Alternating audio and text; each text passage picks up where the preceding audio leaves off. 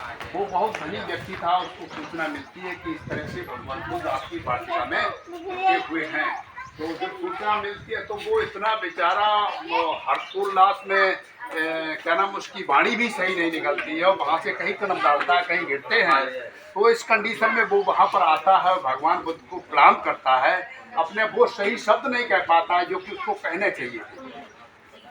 इसके उपरांत तो उसने वहाँ पर उनको नमन किया। नमन करने के बाद ये कहा कि भगवान आपका भिक्षु संघ समेत कल मेरे यहाँ भोजन दान होगा, तो उसमें आप शामिल हैं। भगवान बुद्ध ने मुस्करा करके प्रसाद को ऐसा कहा और कहा मैं सारी रात उसने इतनी बड़ी व्यवस्थाएं बनाई। शाम से ही उसने अपने रसोइये वगैरह लगा दिए, तुमको ये व्यवस्था कर दी, तुमको ये व्यवस्था कर दी। एक आदमी तो कुछ कर नहीं सकता है।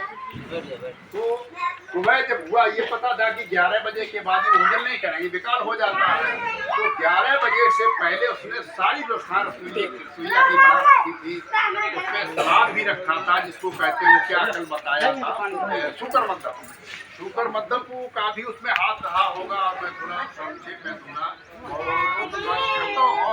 क्या नाम, शहर का भी इसमें योगदान कुछ ऐसा रहा होगा जिससे उनको वहाँ पर जो है पेचिश की शिकायत बन गई।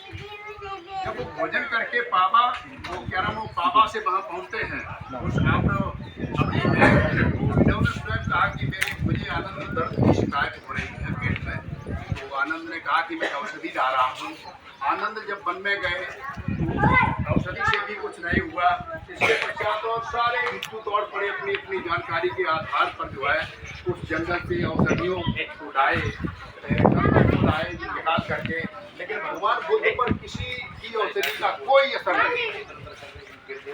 अंत में उन्होंने कहा कि आनंद अब चलो कुशीनगर की तरफ चलते हैं। तो कुशीनगर की तरफ जब आए तो ये नदी बीच में पड़ती है। यहाँ आते आते उनकी स्थिति ज़्यादा खराब हो गई। अपने योग से उन्होंने अपने वो क्या नाम, वो साधना होती है, उस हिसाब से कुछ दर्द को निपटाया। लेकिन कष्ट तो कष्ट होता है, मरने वक्त तो वो कष्ट हुआ करता है, असहनीय कष्ट होता है, तभी आदमी मरता है। मुझे याद है मैं बहुत ऊंचाई से पेड़ से गिरा, तब नहीं मरा, और मेरा काफ़ी देर के लिए भी बोल बंद हो गया था, मैं नहीं मरा। 8 दिन में इतना परेशान रहा, मैं नहीं मरा। तो मैं ये मानता हूँ कि मरने के लिए इससे कम से कम कई गुना ज़्यादा परेशानी का सामना करना पड़ता है। तो भगवान बुद्ध ने भी बहुत सारी परेशानी का सामना किया। यहाँ पर आते आते वो लड़खड़ाने लगे। आनंदो ने अपने कंधे का सहारा दिया, गोदे हाथ रख लीजिए। तो भगवान बुद्ध ने उनके बाएं कंधे पर हाथ रखा और इस नदी को धीरे धीरे उन्होंने पार करने की कोशिश की। यही पर फिर उन्होंने बीच में कहा कि मुझे थोड़ा नहा लेने दीजिए ताकि मेरे शरीर की कुछ व्यथा कम हो जाए, शीतलता प्राप्त होगी। तो आनंद ने उसको भगवान बुद्ध को यहीं पर जो है नहलवाया और बाद में जब इधर निकाला फिर देखा कि ये तो सात मन का नजारा आ रहा है देखने को। तो चलो कहीं साथ उठाया, देखेंगे, विश्राम करें। यहीं पर कहीं जो ये विवादित जगह है कि कोई कहता है कि वहाँ पर दाह संस्कार हुआ, कोई कहता है वहाँ कहीं छोड़ा था। तो इन्हीं किसी जगह पर जो है वो आकर के आनंद ने उन्हें डिस्टर्ब दिया अपनी वो शवगाटी वगैरह का, और वहाँ पर मिटा दिया काफी पीना।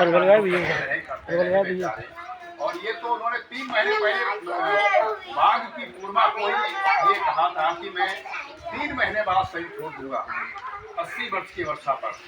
तो 80 वर्ष की वर्षा इसी को बैसाख की पूर्णिमा को होती है। इधर जब रात को ज़्यादा परेशानी होती है तो उन्होंने कहा कि आनंद, मुझे जब मेरी माँ ने जन्म दिया था तो वहाँ पर ही साल वृक्ष थे और 2 साल के बीच में मैंने माँ की कोख से जन्म लिया था, माँ ने मुझको जन्म दिया। और आनंद यहाँ पर भी साल वृक्ष की छाया में ही था। ये एक संयोग है। उस दिन भी बैसाख की पूर्णिमा थी और आज भी बैसाख की पूर्णिमा है। मुझे ये पक्का विश्वास हो चुका है कि मैं होऊंगा। आनंद ने बहुत कुछ समझाया, भिक्षुओं ने समझाया कि भी इच्छा नहीं है, अच्छा ये नहीं कर रहे आप, और खुला रखिएगा, आपकी बहुत बड़ी आवश्यकता है, फोटो ले रही हूँ। सारा नंबर फैला हुआ है, लोग जकड़े हुए हैं इसमें। आपको थोड़ा रुकना चाहिए और कि नहीं, मैंने शुरुआत डाल दी, रास्ता बता दिया है, आप उस रास्ते को फोटो निकाल के बैठे हो, ठीक है। लेकिन फिर उनको परेशानी हुई कि तो भगवान ये तो छोटा सा कस्बा नजर आ रहा है, बड़ी बड़ी नगरियां पड़ी हैं, सुंदर खूबसूरत, जहाँ पर आप अपना शरीर छोड़ेंगे तो आपकी पूजा अर्चना वहाँ पर हुआ करेगी। यहाँ पर कोई पूजा अर्चना करने वाला नहीं। ग्रामीण जैसे यहाँ पर लोग हैं, उन्होंने कहा कि बुद्ध को ऐसी आवश्यकता नहीं, किसी भी बुद्ध को ऐसी कोई आवश्यकता नहीं हुआ करती कि उनका पूजा अर्चन हुआ हो गया करा जाए। तो उन्होंने कहा कि अब उसको चल रहे रोकिएगा नहीं।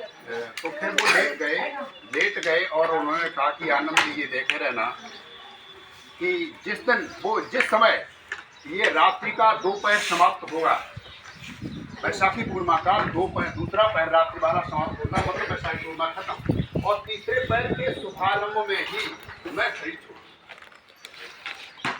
तो थोड़ा इंतजार किया, लेकिन तब तक जो है एक वो वृद्ध सुभद्र